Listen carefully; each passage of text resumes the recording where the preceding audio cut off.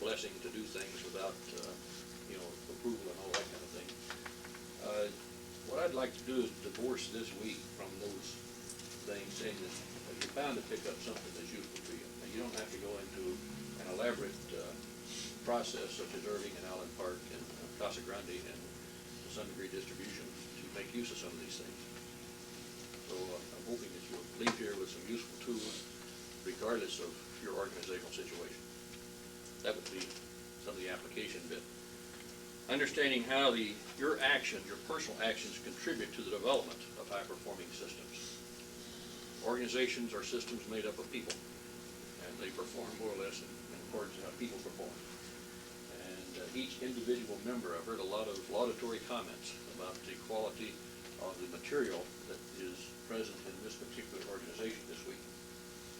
The question is to take a look at how we can tap all of those advantages, but in the process, see if we can learn how our own actions help or hinder the development of a high-performance organization.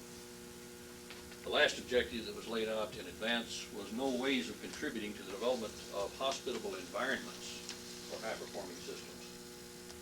I guess of all of the worries I have is that you can create a very high-performing organization, but unless the environment around it is, you might say, hospitable or conducive to the maintenance of that, pretty soon the organization performance will start to drop off. It's just as predictable as day and night. So part of the development of high-performing systems, that's kind of one piece of the story. The other piece is how to develop and sustain them. Somebody commented this morning on the difficulty of, you're good at executing, implementing programs, but you're hard, you have trouble keeping them in place. And this is the same thing. You could call it a program if you want, but it can become a way of life rather than a program. But that way of life can be invaded from the outside world. You can bring in old world values, old world cultures, and if you got a new world value, new world value, pretty soon you go back to being like the old world. It's like ex-President Nixon and his uniforms that he wanted for his presidential guard. Remind you of the King's Palace and all that kind of stuff. So after a while, you can chip away at whatever you build.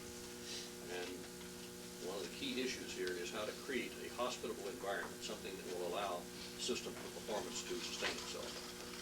That's probably, in my book, the most difficult thing to do, because you have less control over the outside world than you have on the inside world. So you've got to use a lot more smarts to do this last one than you might in terms of doing the former ones.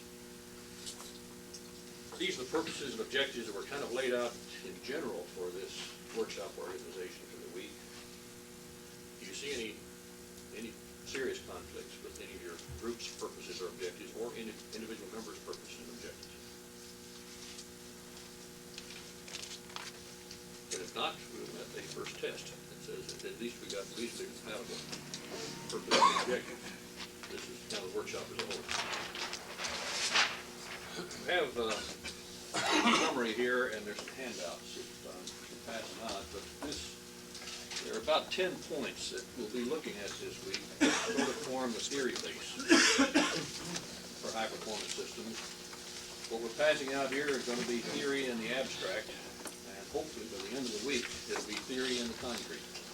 In some way or another, you will let this stuff kind of set in stone and tested it out, and it's theory, which means it's the difference in my book between theory and fact.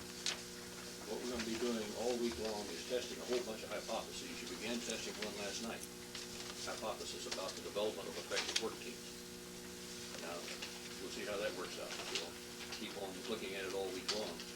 So we'll spend most of the week testing these particular theories to see if they'll hold water, if they make any sense.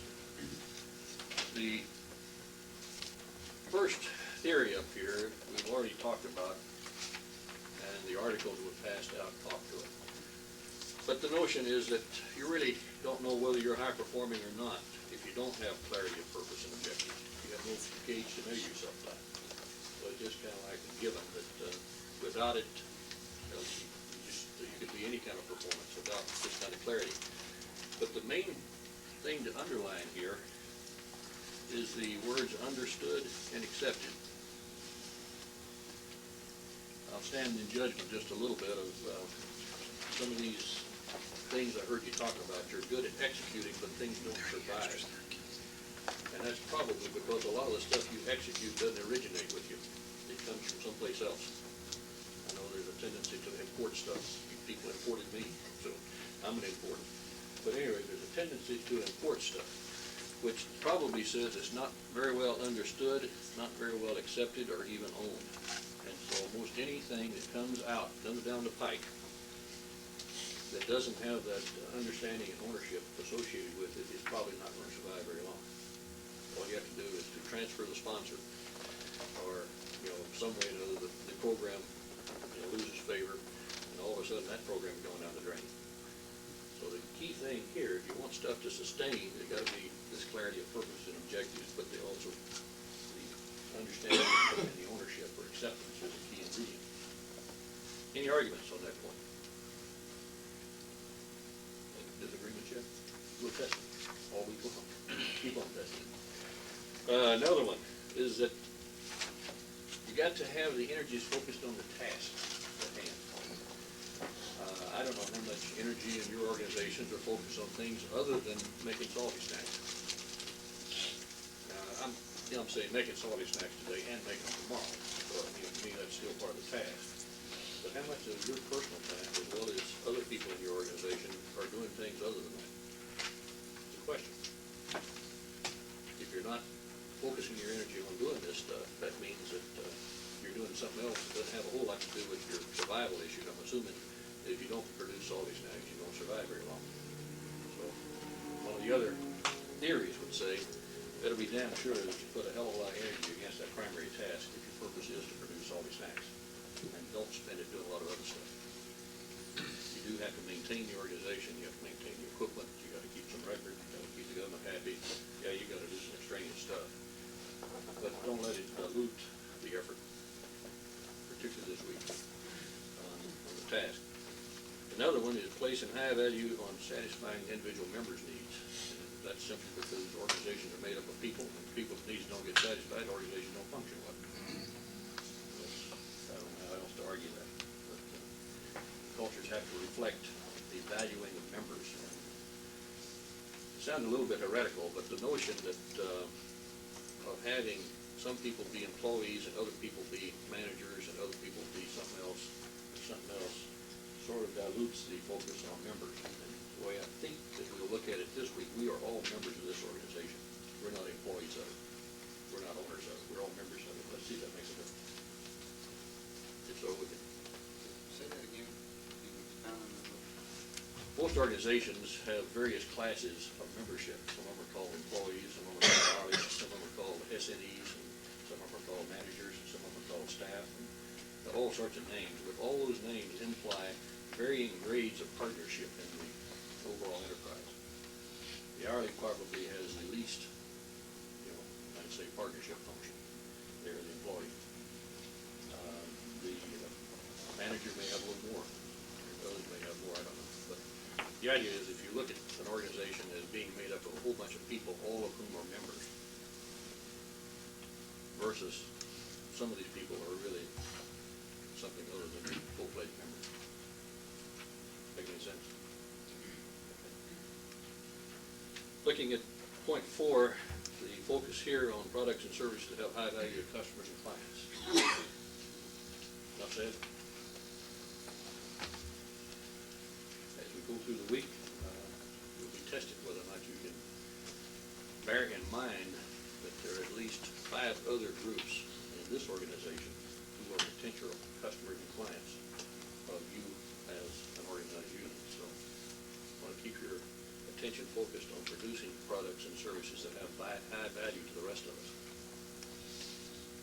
versus potentially only satisfying your own needs. Looking at leadership that provides focus, feeling, and time. This is in line with the article earlier. I don't know how much sense that particular theory made to you. It made a lot to me. I guess because I've seen so many cases where it's violated and what happened to the performance of the system.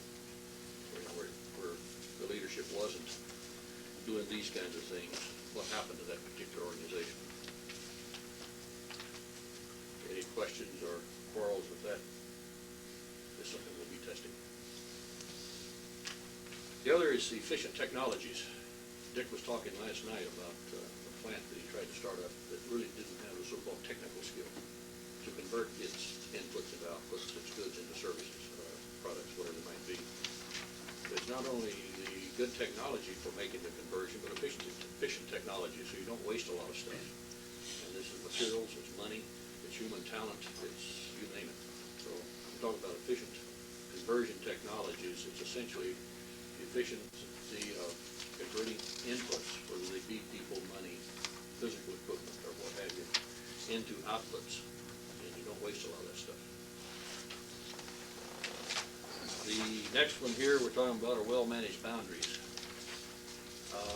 Boundary issues are probably the key issues we'll be dealing with all week. It's probably a key issue that you deal with when you're in whatever your work setting is almost constantly. It's a little hard to put into words exactly what we mean by the word well-managed boundaries, but hopefully by the end of the week you'll have a damn good gut feel as to what's meant by well-managed boundaries. Just a couple of words though, is that last night, well, Dick was talking about some of his early experiences in this kind of work. In the early days, we lacked a lot of technologies, and late in the 60s got a hold of a technology called open systems planning. And the focus of open systems planning was on the boundaries around an organization, saying there's an ideal amount of openness and closedness. The challenge is to find out what that right amount is, what to let in and what to keep out, when to let stuff in and when to keep it out. We talk about well-managed boundaries, that's the technology. It's managing the boundaries around the organization. The idea being that if they're not well-managed, you cannot really carry out your primary purpose very well, because you're constantly invaded, attention is drained away from the task. Frequently managerial attention is drained away from providing this focus, dealing with time. So the issue of boundary management is probably one of the key issues that we'll be dealing with this week, and probably that you deal with daily. Looking at other issues, stability and flexibility. Organizations have to have stability in order to be efficient. There's got to be a certain amount of certainty that today I'm going to produce a certain number of pounds of this particular product and this particular quality, and tomorrow I might be producing similar numbers and all that. So there's got to be an adequate level of certainty just to get efficiency. But then again, there's got to be flexibility, because today you may be producing PC and tomorrow you may be producing over 80 or something else. Or you may be doing it manually and tomorrow you're doing it automated. So the flexibility has got to be built in, the stability has to be built in, yet the two kind of inherently conflict with each other. The question is, how can you manage appropriately the need for stability and the need for flexibility, even though the two factors tend to get in each other's way, like being stable and changing at the same time. Any questions or arguments about that? We'll be testing this. We'll try to cause you to become stable, but at the same time remain flexible. And the whole organization the same way. Looking at the next one is emphasis on individual learning and development. And this can be translated to a lot of stuff written on organizational learning. And if you believe the stuff on the Future Shock film, it talks about the need for organizations needing to learn how to learn. And in fact, organization is just some sort of imaginary entity, but people are concrete. So when you talk about organizational learning, you're really talking about individual learning. And organizations that forget this nearly always suffer when they begin to slack off on requiring the members to routinely learn. Let them get set their ways, not be required to exercise their mental faculties. It is predictable it's going to reduce the performance of the organization. Other theory, there needs to be a high level of congruence or fit between the various parts of an organization. Within your work teams, if you do not have a reasonable level of congruence or fit around your objectives, you get into some hellacious arguments. Or if you can't get an agreement as to individual members' preference of methods or means, you get into hellacious arguments. Conflict management really is set up for the purpose of helping you manage misfits, because misfits cause conflict. You need to know how to manage them. But more importantly, if the organization structure doesn't fit the task at hand, then you're gonna be inefficient. Homer and some others out at the Casa Grande plant have been looking at the question, how do you structure a warehousing and shipping organization when there is not a good clean-cut boundary between warehousing, shipping, distribution, and sales? Where do you draw those boundaries? How do you get that appropriate fit? How do you put all those things together? Not an easy question, is it, Homer? No. Okay.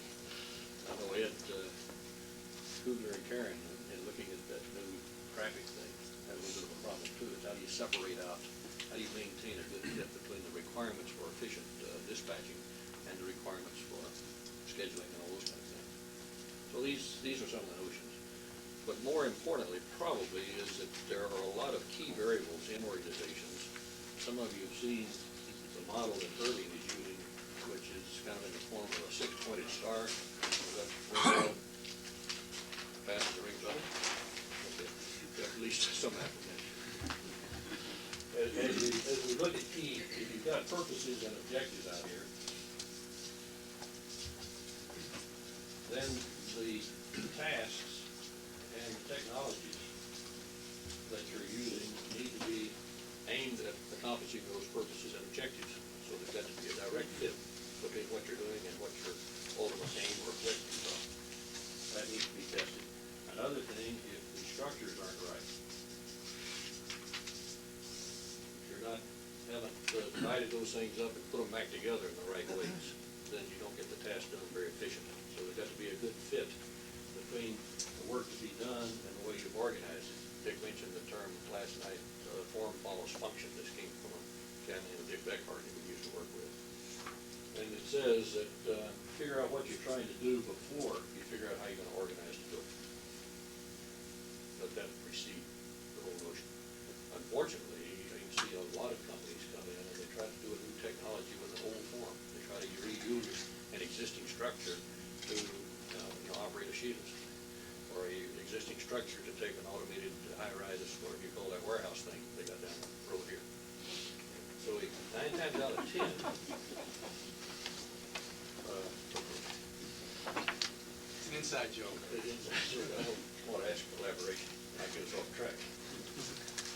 But 9 times out of 10, if you try to reapply an existing form, existing role structures, existing departmental lines, or anything else to a new task, or be a misfit. When you come around to the people point on this particular thing, if you got this kind of a task and those kind of people in terms of competences and skills, you can have a misfit. If people are accustomed to hand packing stuff, and all of a sudden you're using automated packaging, then you got to do something with the people, probably to cause the people to fit the technology.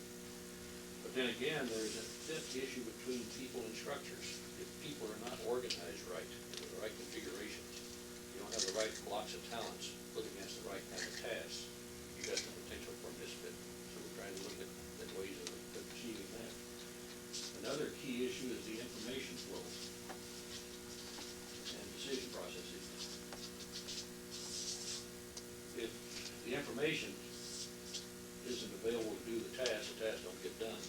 Or if you've got this kind of a structure and that kind of information system design, and information doesn't pass across boundaries. Ron and I were talking a little bit yesterday about the vertical information flow problems. And you've got, that's a hell of a problem frequently, is to get the information flowing vertically that needs to flow in order to accomplish certain kinds of tasks. And frequently the barrier is the way the work is structured. So there's typically a misfit between information flow processes. But the other important thing is information is normally flowing for the purpose of making decisions. So if you don't have the right information at the right place at the right time, you don't make the right decision. So there's a misfit between information flow and the decision quality. Or at least that's the impact of improperly designed information flow systems. Another key variable is the reward system, where there are frequent misfits. I hear about them all the time. Between what I'm being rewarded to do and what the task actually calls for me to do. That my rewards say do this, the work says do that if I'm going to achieve these objectives. Now, am I going to give up my rewards in order to do the work, or am I going to go ahead and sacrifice my rewards and do the work? All those kind of questions. Reward systems have a tremendous impact on structures. They almost set up hierarchical systems in terms of status and prestige and all that kind of stuff. Typically, rewards are always clustered at top of a pyramid in an organization. But unfortunately, it's a misfit because most of the work is done at the bottom. So how the hell are you gonna deal with that misfit? If you're trying to crank out salty snacks, these are the people that get rewarded, these people that make the product, you gotta have a misfit. So how you gonna deal with it? So we're just talking about congruence, or lack of congruence between various pieces. The other part that's on the Irving star is called renewal. And renewal is the whole process of examining where you are, where you've been, where you're going, how you're gonna adjust course when you need to adjust course in order to stay on track. How to maintain an adequate fit between the organization itself and the external world. How to, know when it's time to get out of the buggy business and get into the automobile business or something. But the renewal process is aimed primarily at keeping the organization in sync, in tune with the demands and expectations of the outside world, but then also keeping all of these things fitted together reasonably well. So the whole issue of congruence, or fit,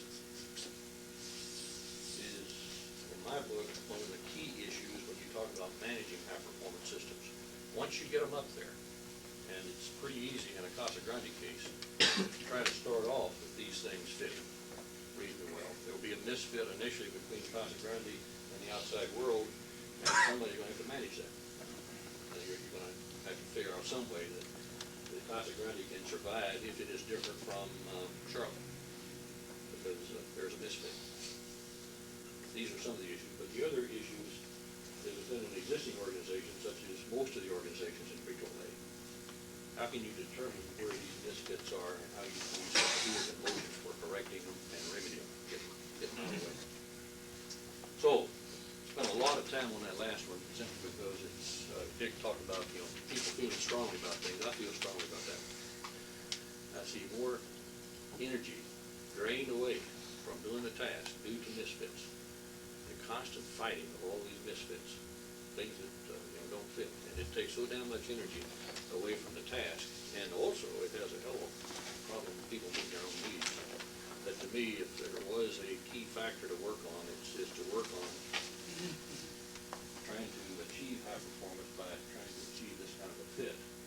And then secondly, when you've achieved it, then how do you maintain that fit? All of these pieces with each other, the whole with the outside world. Sometimes it requires you to change the outside world.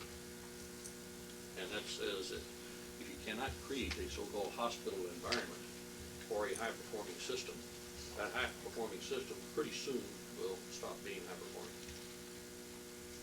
Some of you heard about the Topeka General Foods plant, the dog food plant up there.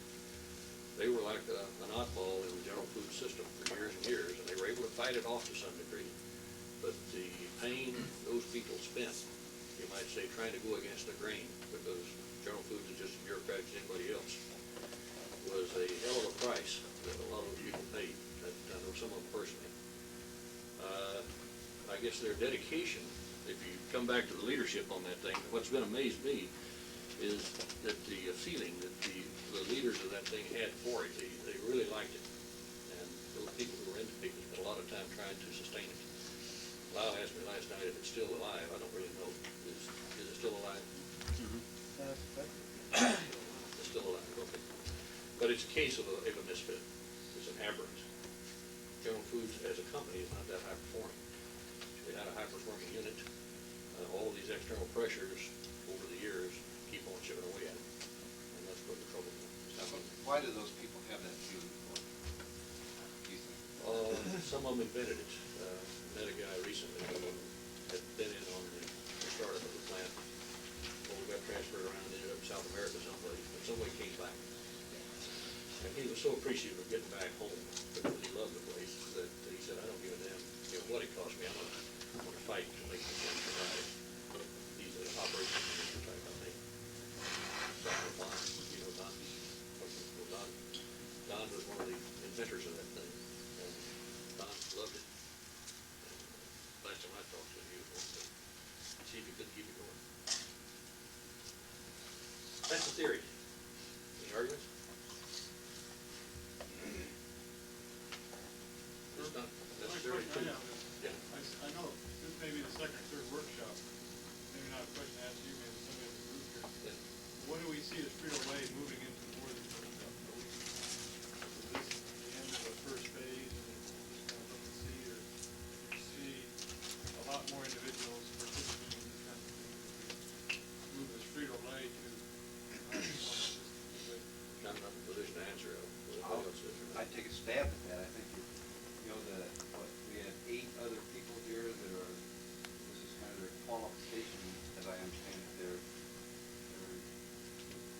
last test for being able to facilitate similar kinds of workshops. Staff. Yeah, the staff, Barbara, Karen, Ed, etc. These people that are here. So, you know, one of the requirements that PERB has is to train those people basically. In the manufacturing objectives for 1984, there is a requirement that Dennis Frezzo has, that each area have at least one high-performance system or one plant that is working towards some future date using some of these concepts. As we look at the need to continue to change and be more high-performing, tougher or better results each and every year, we're thinking that this may be the way to do that. Of course, distribution, significant number of people here are looking at distribution. So, industrial engineering and public relations, I think even this is not an end in any way. It's a meager beginning. I was pretty talked to the General Mills example that Kurt was talking about. You know, we're going to be swimming upstream constantly, or there's going to be more people joining the efforts. Well, in General Mills, I think that's one plant. We're talking about having at least 4 now. And then certainly Casa Grande and others are maybe swimming upstream, no question. But and I think that's why we're trying to get more and more people involved. So for some point in time, we can do that. I think it's going to be upstream. And that's a real concern. Again, not necessarily asking you to buy into these things. These are the things we'll be testing all week. And as we go through the week, just keep them in mind. The reason for handing this thing out is to check it. Does it make sense? Is it whole water? Does it make any difference as to whether these conditions are in place? I'd like to just introduce one little bit of an esoteric model. The notion of system health is one I find very handy. Those of you who have worked with me know I love models, and this is a handy-dandy little model here. But the idea is that organizations are a form of living systems, and like any other living system, they have a kind of a, what do you call it, pathology, something though. Anyway, under some conditions they're healthier than their other conditions, and there's 4 or 5 little variables here which I find extremely useful to me just to put in my mind, so that as I'm doing something myself or working with others, just like a quick little checklist to just ask the question, what is the relative health of this particular organization at this point in time? And I can look at all these 10 factors here, but they are somewhere all lumped into these 5 factors. If I can take 10, reduce it to 5, I only have to remember 5 variables. I have trouble when I get up to 10. I can handle 5. But let me just quickly give this to you and let you take a look at it this week. Just kind of keep it in mind. I'm going to actually ask you to do anything specifically with it. But the notion is that if you look at organizations as a system, and maybe by now you've gotten the notion that that's the theory base for all this stuff, so-called systems theories of organization. And not only a system, but the peculiar kind of a system called a living system. And like all living systems have certain similarities and certain differences, but organizations have some similarities to any other living system. All systems, in order to survive, require inputs, information, people, money. If it's human systems, food, air, all of the body comfort, all that kind of stuff. So all systems require inputs. They take them through some kind of a conversion process and produce outputs. So what this would say, to start with, for a system to stay healthy, it's got to have access to whatever inputs it might need in order to carry out its conversion processes. Staying with the simplest living system, or not the simplest, but a simpler living system in the organization, being. What happens if you don't get certain needed inputs? The system will help. You won't ask for an answer, but just think about what happens if you don't get food, air, water, nourishment, strokes, a little bit of recognition here and there, all those kind of things. What happens to the human being's health when they're cut off from some of these inputs? The other question is disposal of outputs. Same kind of, what happens when you can't dispose of certain kind of outputs beyond getting constipation? You got troubles if you can't sell your products. You got troubles if nobody will accept your services. You got trouble if nobody likes your products. You'll find out this week, occasionally you'll have some trouble if somebody doesn't like your products, whatever it might be. But you got to have the ability to dispose of your outputs. So we'll be looking at that all week in order to stay healthy. Got to have efficient conversion processes in place. Don't waste too much stuff, otherwise pretty soon your outputs become so expensive nobody will buy the damn thing. So we got a problem here if you don't have efficiency in the conversion operation. Another point here is a freedom from invasion. There's got to be a certain amount of freedom from invasion of external forces that will upset the system's ability to do work. Some kind of a foreign body into the human body. A poison, for example, would be something that's invading the physiological system, causes the system all sorts of troubles. The system cannot perform naturally or normally. You get the same problems. An invasion into any organizational unit by any external agency is going to probably take away a certain amount of time and attention from trying to produce your products, kind of conversions. So I don't say absolute freedom because that's not possible because I've left these boundaries open. But there's got to be relatively one whale of a lot of freedom from invasion if you want to have efficient conversions. The other point that's critical is the notion of feedback. A system without feedback doesn't know where it's going, doesn't know where it's been, doesn't know what it's doing. It's just flat flying blind. You imagine put an airplane on automatic pilot and assuming it operates on some kind of cybernetic principle, some kind of feedback about distance, speed, direction, all that kind of stuff. Shut all that stuff off, take the pilot off, and what happens to that? That's an ocean. You cannot. No living system can survive without feedback. That's feedback of two kinds. I'll risk introducing a term here, but one of it is called feedback. Descend to the next task. One of the